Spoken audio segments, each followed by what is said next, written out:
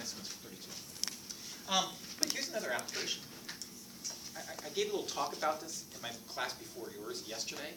And I said, oh man, in the 70s, I remember opening up a magazine and I saw an advertisement for a cigarette lighter with no moving parts. It was a piece of material like this in the shape of a paraboloid. It's just that there's a little notch here located at the focal point where if you put the tip of your cigarette, it'd be outside. That's what's sunny. But the light will come in, reflect off the parabolic reflector, and tend straight towards the focal point. And it'll ignite the tip of your cigarette.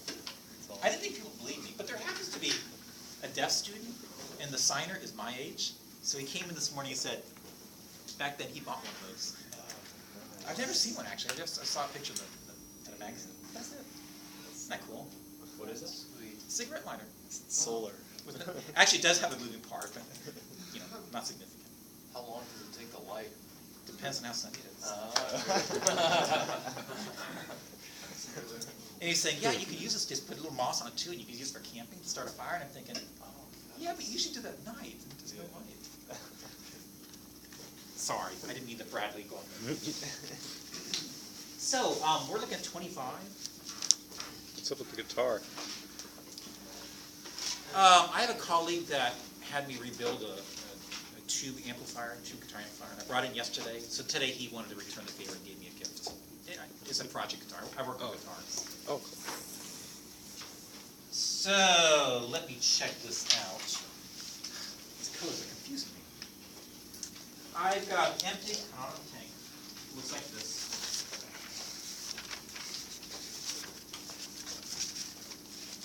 The height is 6 meters.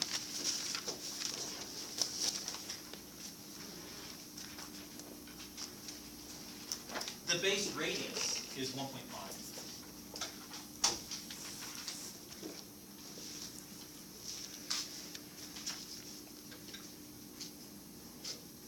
So if the tank is full, how much work is required to pump the water to the level of the top of the tank so it just kind of flows out the top, assuming there's no lid? Now you guys, I'm personally kind of lazy. I have a tendency to not answer the really big question first. I answer smaller questions like, if I just considered a nifty little horizontal slab of water right here,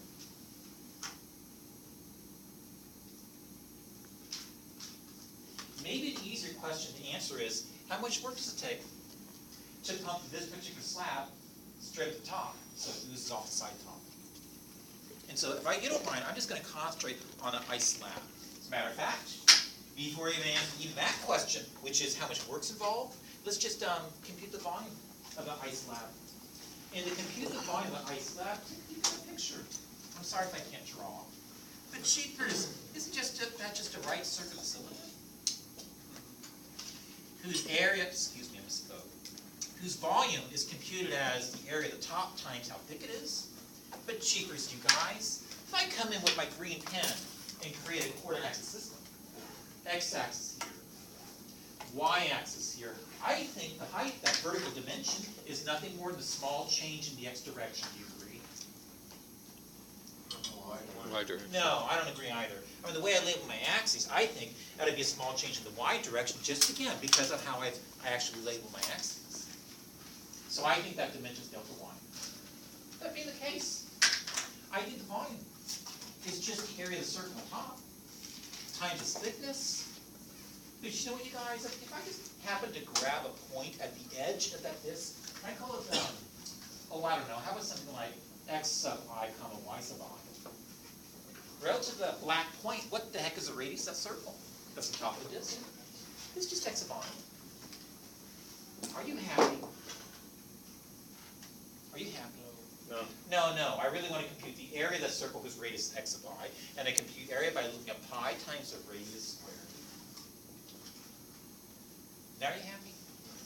No, you're still not, because technically speaking, you guys, eventually I'm going to be taking the limit of some Riemann sum, so you know that delta y is going to turn into a dy, so you know I got to take a brief moment to rewrite x sub I as an expression involving y sub I. Let's take a break. Let's take a peek at the picture and see how I can accomplish that. I don't know. Any ideas? Okay, if you want to find the point at the top, it's located at 1.5 comma, I don't know, 6 whiteness. See, that's what I would do. I'm lazy. If I can use math skills, I do. I personally would prefer just to create the equations line because it's easy. Some people wouldn't say it that way. Some people would say, no, look at similar triangles here and here. And build a relationship among two triangles that are similar, and you get exactly the same relationship. It's entirely up to you how you want to look at it. Personally, I don't have to do any writing. I can just write the answer. Since this line happens to pass through the origin, I know the y-intercept is 0, 0, and the slope is just this amount of rise over this amount of run. In this example, it's just a ratio of those two coordinates. So I think for free, the equation, that boundary curve, in this case a line, is nothing more than y being equal to, 4x. Is that 4x? That being the case. Another name for x sub I in terms of y sub I, according to that relationship over there, is simply 1/4 times y sub I. Do you guys agree? Let me clean up a little bit. Is that a pi 16th times y sub I squared, delta 1? Shoot, you guys didn't answer the question. I want to talk about work. Let's take another baby step. Now that I've got the von of the disk, let's you and I talk about the amount of force required to get it moving in the upward direction. In other words, with my fingertip, how much force should I apply underneath to get that thing moving in the upward direction? Why do you think the force can be considered, how did that work out? That was, It was P times G times the integral rho. oh, you mean rho. Yeah. It's density. Yeah. Which, and is this water or oil? Water. If it's water, then the density of the water is 1,000 kilograms per cubic meter. Times the acceleration due to the gravitational pull. But for this particular planet, it's approximately 9.8 meters per second squared. So in the book, they just label it P and G, and they don't really replace those with 1,000 or 9.8 until the very end, Oh, just okay. to like save themselves space. Yeah, Is that say it's fine? time typed in the computer. Yeah. Yeah, that makes sense. Okay. You can do it any way you like, I'm fine. Did I miss anything? Oh, times the integral. Times what? Well, Yeah, times v sub I. okay. Times my pi 16ths, times my y sub I squared, times delta y. Everybody watch. My fingers. This is density of water. A gravitational constant. And it's all being multiplied by the volume of that height disk.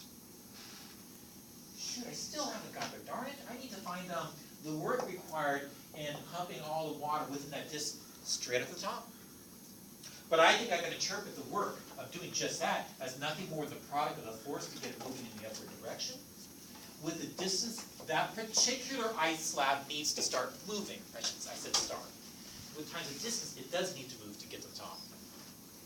Well, personally, F sub I is a done deal. I've already got it. I'll just rewrite it.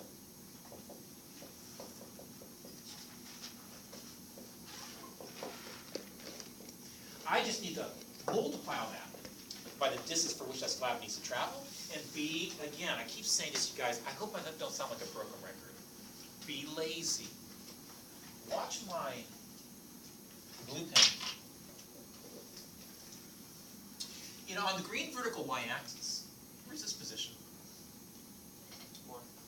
It would be y, or I call it y sub I, whatever you want to call it. What's this position? I think d sub I is simply the distance that I slab needs to move up. But I think that could be computed by looking at this large blue y value minus the small blue y value.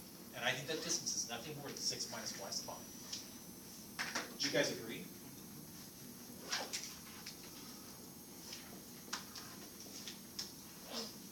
So that when I compute the amount of work to pump not just that ice slab of water, but all the water out of the tank, I'm going to look at the limit of a Riemann sum. But that's going to turn into a definite integral.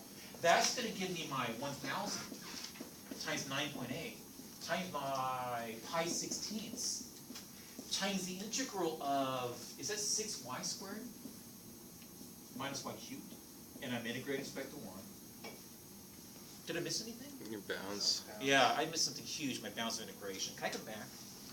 In number 21, or 25, excuse me, part A, he's saying the tank is completely full. Well, that being the case, I think the collection of those red slabs stack all the way up from 0 to 6. Do you guys mind if I don't finish? I mean, integrating now is a piece of cake, isn't it? Sir? For my notes yesterday, I had forces equal to mass times acceleration. Mass times acceleration also had force equal to pressure times area. Yeah, but this question has nothing to do with pressure. The question really was how much work is required to pump all this water out. So, force is equal to both of those. Well, yeah, because when I rewrote force as pressure times area, I kind of broke the volume up into area times depth. And so I think I just split it up in a different fashion than I did before.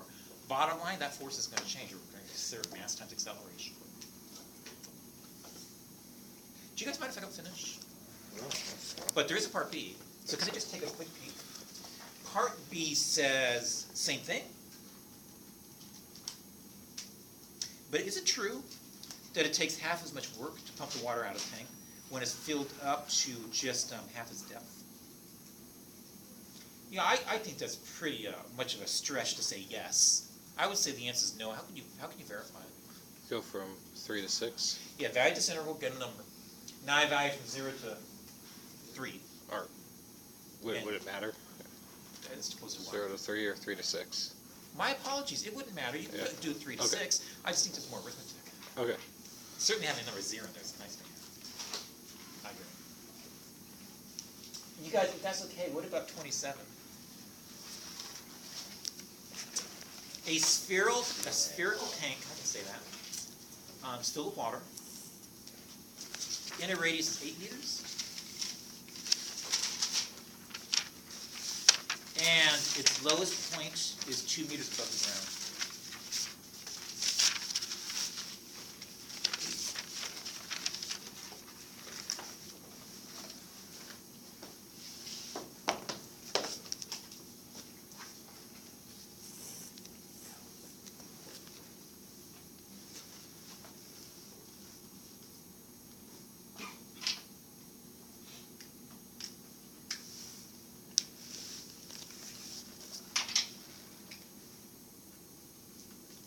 So do you guys mind, for the sake of argument, can I just assume the shell has no thickness?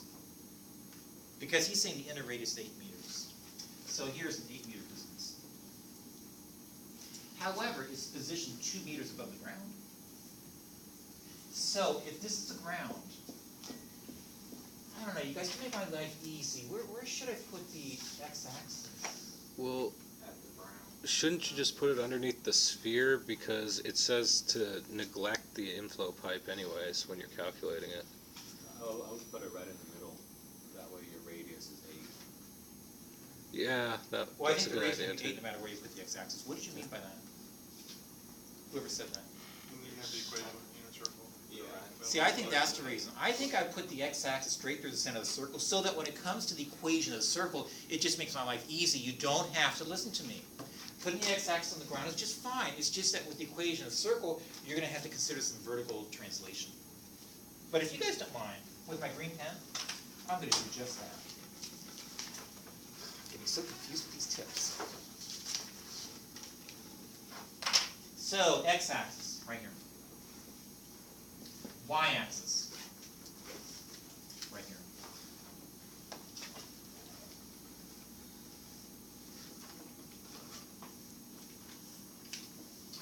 And if I consider a particular slab horizontally like this, I mean, 3 space, what does it really look like in 3-dimensional space? It looks like a Disc. Yeah, it does. I think it looks just like in my last picture, a circle if you look straight down, or a disc with a bit of thickness if you look at it from the side. And so, do you guys mind if I draw it this way?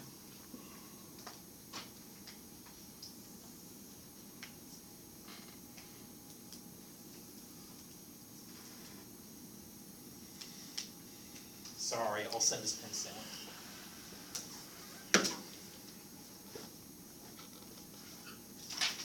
And if you guys don't mind, just to keep things straight, can I consider this an arbitrary point, x of I, comma y sum? And if I were to first compute the volume of an ice slab of water, just like I did before, it's going to be the area of the circle up top times its thickness. So I still think I can get pi r squared times its thickness. Sorry, I made a mistake, everybody. I meant times its thickness. And you guys, just to save time, do you mind if I just copy down what I had over there, just to make my life easy? That was pi 16 times y sub I squared delta y. What's next? Can't do pi 16. I can't do this. I can't just copy what I had in my last example. That pi 16th y I squared came from the fact that I had pi times x of I, but x of I transformed into an expression involving y sub I due to the boundary curve here in black, which was a line. I think I got a bit more work over here to do. I think technically speaking, the boundary curve is a circle. By the way, the equation of circle ends up being x squared plus y squared being equal to, I really don't know, what was it? R squared. Raised to R? 8 squared. Eight, Yeah. So I get a, 64. yeah, I can square 8. And if that's the relationship, all right, I'll come back and fix my mistake. I guess another name for x of I quantity squared, is that going to be a 64? Yeah. Minus y sub I squared? Yeah. So far, so good? By the way, the amount of force I need to exert to get that ice slab moving up is nothing more than the density of water times, well, acceleration due to gravity, times the corresponding volume of the ice slab. Is this water? So why do you label it E and not P? The book labels it P. The row goes the other way, the loop goes the other way in the row, doesn't it? I didn't mean it to be an E. I meant it to be a row. You're saying like this? Yeah, row goes Goes that way. up. No, that's what you said. You mean like that? No, that's better. Sorry. Do you mean like this? No. It's okay. Actually, I'm not making any mistakes. I might be a little sloppy, but I mean, that is what row looks like. The book labels it P though. Show me where. Just looks like it, no, it's a It just looks like a P? Yeah, I don't know if it's Sorry, Bradley. This is section 6.6. 6.6, yeah. It may just look like a P because they typed it, but this is the wrong chapter.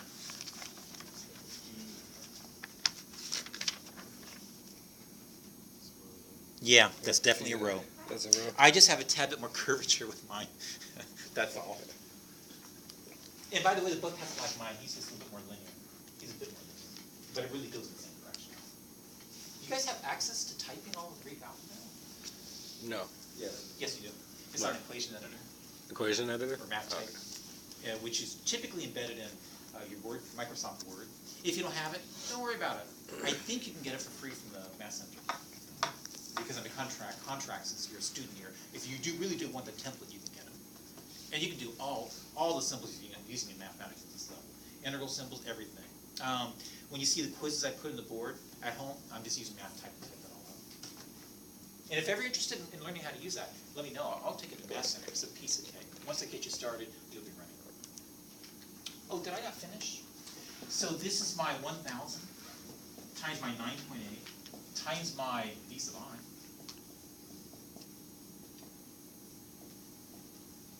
Next, well, square that, I'm sorry, that is a square, it's just sloppy.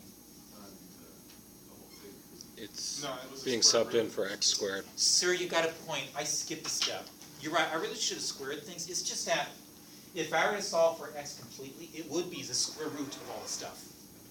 But when you square it, the square rooting cancels with the square. To be honest with you, in my head, I never went that far. I just simply subtracted this from both sides. I immediately got my x squared expression. Oh. I cheated.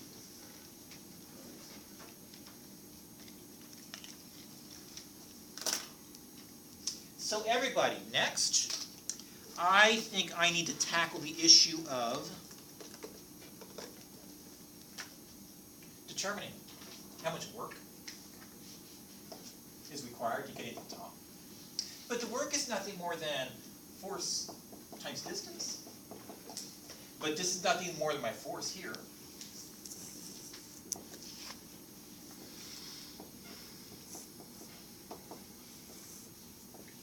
Times the distance it needs to travel. Anybody? 0 to 3, 0 to 0 to 8. negative. No, it's 8 minus Y. 8 minus y, Or- yeah. Negative Would it? 8. Where'd you get 8 minus y? Well, the very top is 8, right? But I thought this was 8 plus 8 is 16 plus 2 more is gonna be, The two more, It would be 16 minus y? no, that's my question, isn't it? Yeah, it would be 16 minus y, because you gotta do the, because they say neglect the. No, it doesn't matter. because Yes. if you have Let's eight not minus do any of it. negative eight, you get So I go through all the garbage because we're forgetting where the x-axis is. It's located right here. Do you guys agree? Yeah. And so to pump this slab of water right here up to the top, out that spout, wherever it is, why don't we just do this in blue? In blue, let me go ahead and mark this position on the vertical y-axis. Where is it? Y, sub I. Now, if I were to pump 2 feet or 2 meters or whatever it is above the top of the tank, where would it be located? 10. Do you guys see my point? But the spout is at the bottom of the tank. Or the inflow is at the bottom of the tank, right, on the Yeah, first but part? It's still pushing up, though. The water's pushing up. Okay, yeah, I think it's pushing Don't you think this up. is equivalent, you guys? Are you okay with my numbers? Yeah. Oh, let's put them in then. If you're okay with my But numbers. doesn't it say to neglect the, Neglect the volume of the, oh, is the volume of the the? volume of the. Yeah, inflow? that's why, Bradley, I Okay. said when I put this picture on the board, can I be so goofy as to suggest it's just a big sphere? Yeah. It's got no thickness to it. Okay. Because the author was careful with his language. He said, well, the radius of the inside of the tank is going to be 8 meters, meaning there's also a bit of thickness on it in addition to the 8 meters. You and I don't care about that, though, when it comes to the body of fluid inside a tank. Okay, well, I was just, looking at, didn't they say to neglect the inflow, the volume of the inflow? Oh, my apologies. Yeah. And I neglected it as well. I Okay. assumed the inflow is empty. Oh, okay, Or the spout up top, if you prefer, is empty. Okay. There's no water in it. Otherwise, I'd have to worry about pumping the water out of that inflow okay. that was initially there. David? would it not require more work to pump the water from the bottom than just the pouring in the top? Okay, but now you gotta worry about the work of raising that water up. Yeah. So you can just pour it on top. Oh, I see. And you might use a pump, which means the answer is the same. Gotcha, okay. And everybody, I never finished. Shoot, I forgot a factor of what's that? 10 minus 5. Oh, I still haven't answered the question. Why would it be 10 though, if your radius is 8? Because remember, I'm pumping in from 2 feet below the sphere. Oh, okay. And so I was just kind of inverting the whole problem situation, so I didn't think of it as pumping out the top. And the only reason why I did that is because I put the x-axis here for the center. Yes, sir. Why did y plus 10 in the same work out? Explain why that would be wrong.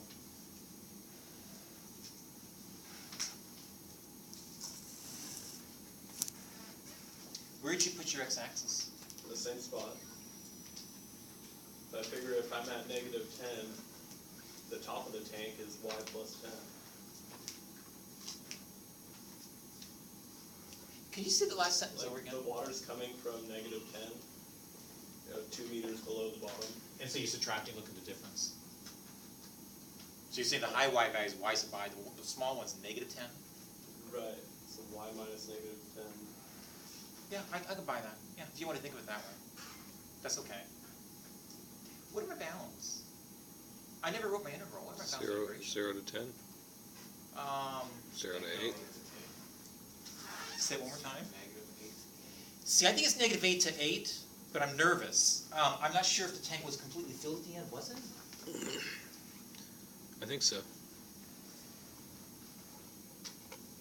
Yeah, it says to fill the tank if it's initially. Yeah, it's implied that we're filling the tank, so now we can go ahead and assume that the tank's going to be completely full, which means I'm going to integrate from negative 8 to positive 8. Are you guys there? You might have to write that down. And you can use symmetry. For what? Oh, my apologies. I don't know. Can I? Well, you're already using symmetry, aren't you, at the 10? So it'd be 16. Well, if you're integrating from negative 8 to positive 8, you can do 0 to 8. This is circle. Guys, I'm really tired. What you just said, sir, I just completely lost track of. What was your question? Aren't you already using symmetry? Because if you weren't, wouldn't it be, well, you're not taking into account the lower half of it, are you? It's 10 minus y, but what about the, I see your point. Can I write everything out real quick? And I'll address that issue. So the total work's going to be equal to 1,000 times 9.8 times pi times whatever this stuff is. And I'm integrating this back to y. with the way I have the problem situation set up, I think personally that the bounds of integration are really gonna go from here to here. Do you guys agree? Oh, you don't? Oh, excuse me. Turn your heads 45 degrees to the right.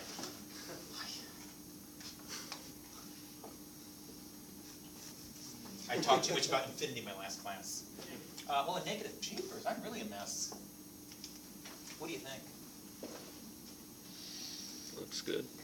But how would I explain symmetry? Can you do the integral? Multiply it by 2 and then change. Yeah, can we just go from 0 to 8 and double the result? Yeah. Everybody? Yes. In harmony. Yes. Why? That wouldn't work. Here's why. Because I think the amount of work to pump the water at the upper half of the tank is different from the amount of work to pump the water out in the lower tank. Do you see my point? Oh, you don't? Think about it this way. No, it's the same question as that one, at the halfway point, basically. That's true too, yes. Sir, check this out. I admit, if I took a saw, cut this thing in half, and the water turned to ice, I got the same amount of ice upstairs as I do downstairs. That's true for amount of ice or volume, whatever you want to look at. But work's different because work incorporates moving a distance up to the top. And I think I've got a greater distance to move from the bottom half than the top half. So I do think the amount of work required to pump the bottom half out is going to be different than the amount of work to pump the top part out. With my setup, which one requires more work? Bottom. Clearly the bottom have a greater distance to travel. You guys have 10 minus y though, doing changeover is that you're basically moving it from the origin up, but what about the lower half there? You're not. Ooh, what a good point. You guys watch. I won't draw it, but imagine the slab of water is below the x-axis. Is this y by positive or negative? Negative. Is the distance to the top going to be bigger or smaller than 10? It's gonna be less. Bigger. But check this out. For the distance traveled, if y is negative, that distance is bigger than 10. It still checks out numerically speaking. Did you guys see it? So, everybody happy? Even though I didn't finish, I've answered the question. Everybody. Well, Well, what? part B is the really tricky part. It's So if we weren't neglecting the volume of inflow, you would have to put the 10 down at the bottom, because wouldn't that affect, because there's more work at the bottom, like you were saying? yeah, I agree. So what is part B?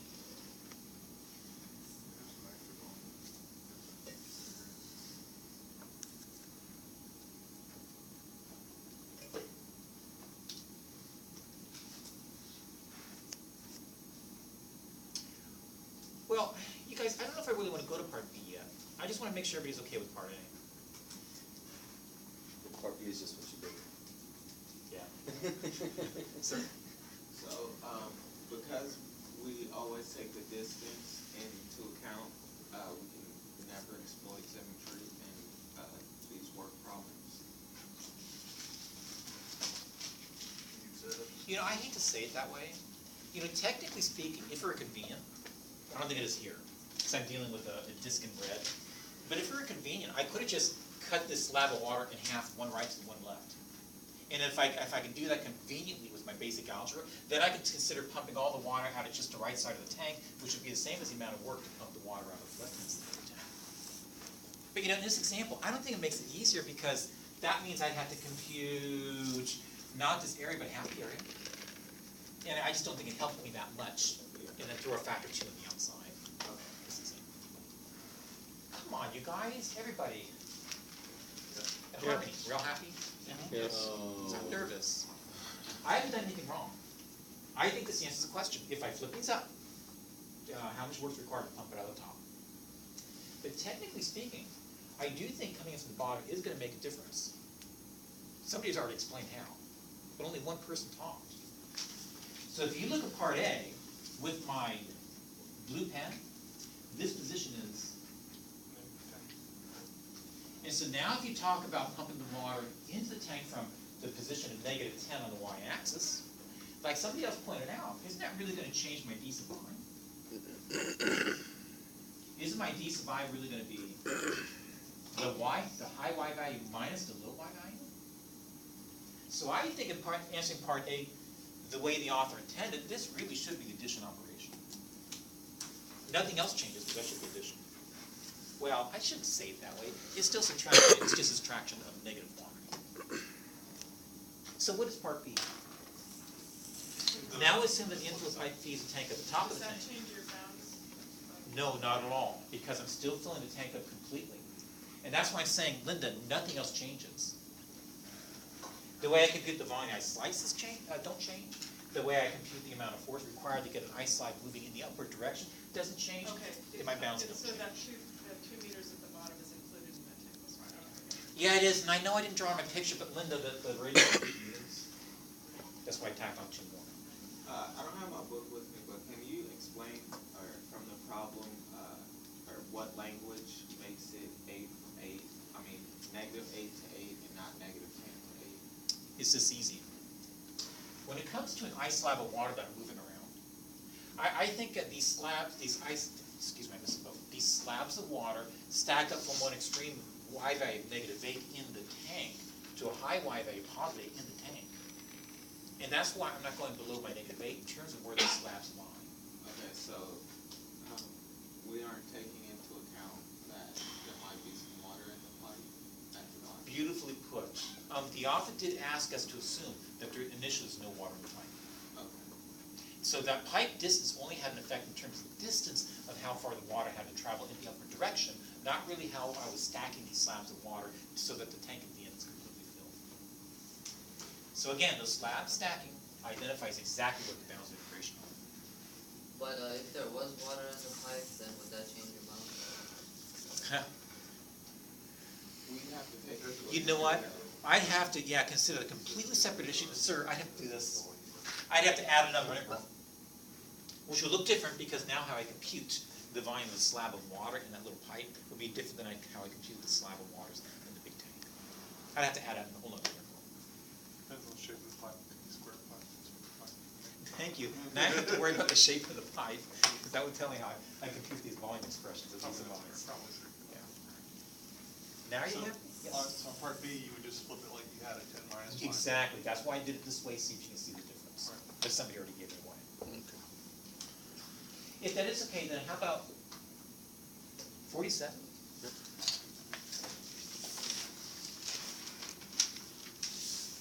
Winding a chain.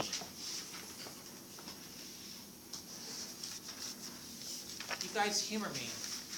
Did I give an example like this? No. With our Oh, yeah, with the Oh, with Archimedes. I did, okay, good. I was worried when I glanced, I thought, gosh, I don't remember saying anything in class. Although, I don't know if it's the exact same one. Oh, that's no fun. Really?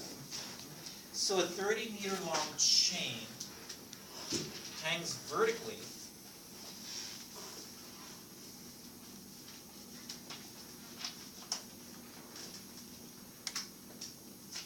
and is attached to a winch. Assuming there's no friction in the system and that the chain has density of 5 kilograms per linear meter. And what was the length? It was 30? Yeah. How much work is required to wind up the entire chain onto the cylinder using the winch? You guys, I can't. It's too sloppy. Take it back. I cannot draw a straight line today. So there's my 30 meters of chain. Thank you. Chain. I say rope. So if you guys don't mind, with my red pen, I'm going to consider yet again a horizontal sliver of water. Oh, shoot, it's not water, is it? But it's the same idea. I'm going to consider just a sliver of rope. And if I consider the x-axis here, the y-axis here, then maybe I should consider an arbitrary point of the boundary, x sub I comma y sub I. You guys, I'm being a little silly. You know, I think the x values of this are going to all be 0 if we're going to really take a look at the system. But if you don't mind, since it's got a bit of thickness anyways, I'll consider more realistic than this one. So question, what's the weight of that particular piece of chain? What is its weight? Times the difference in the y value, which I'll call delta y. So I think the weight is going to be nothing more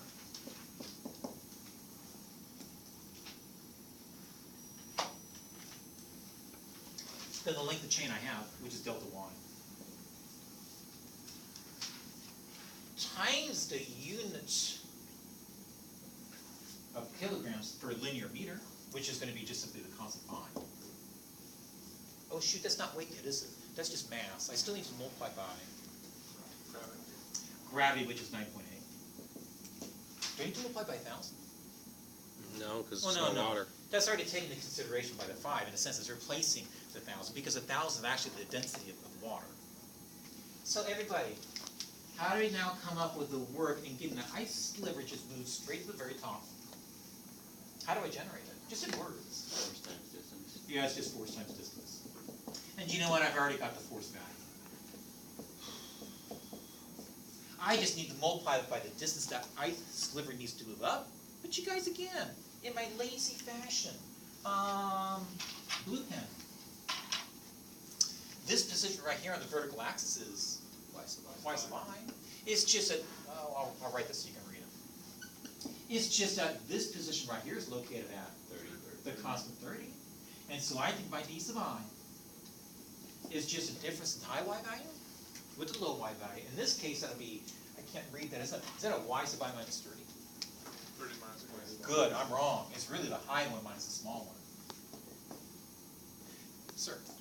So 5 kilograms per meter is your mass. It's your density, your linear density of the rope. You can think of it sort of like density of the rope in terms of its linear length.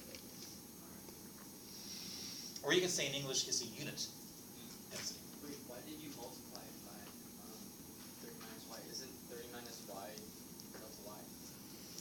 See, I disagree. I think the delta y reason is the length of this sliver in red, the vertical length. I think the d sub I is how much distance this particular slab has to travel to get to the top, but I think it's a large y value of 30 minus this medium y value of y sub I. I said medium, I didn't mean in terms of halfway, I just meant wherever it is. And if you guys are okay with that, let's finish. I think now to come up with total work of lifting the entire chain up to the very top is going to be nothing more than the integral with a constant on the outside times the integral from, I don't know, you guys tell me. 0 to 30. I agree. I think all those little red slabs stack up from one low extreme y value 0 to a high extreme y value of positive 30. And everything else on the inside. That's the last problem, I hope. Yeah. I just didn't do a good job erasing. Is that a 30 minus y d1? Ah, piece of cake. Do you mind if I don't finish? Tell me if it's annoying you that I don't finish. The book leaves G in the answer, it never multiplies by 9.8 in the back. I was just wondering the reason for that. Probably because he didn't specify that he's doing this on planet Earth. I don't know. Save money. Save money, I guess. I guess G is easier to type than 9.8. Does he really do that? In all the answers? A lot of them, he leaves it until the very end, and then he'll just give you a decimal. But at the he's saying end. in the back of the book he sees G a lot. Yeah, like Well, they'll lead them through, yeah, Huh. and then give you an approximate. I suppose if I Afterwards. asked you to perform the experiment on Mars, you get a different answer, because G changes. I don't have an explanation. I don't know why it does. Guess anything else you want to look at before I move on?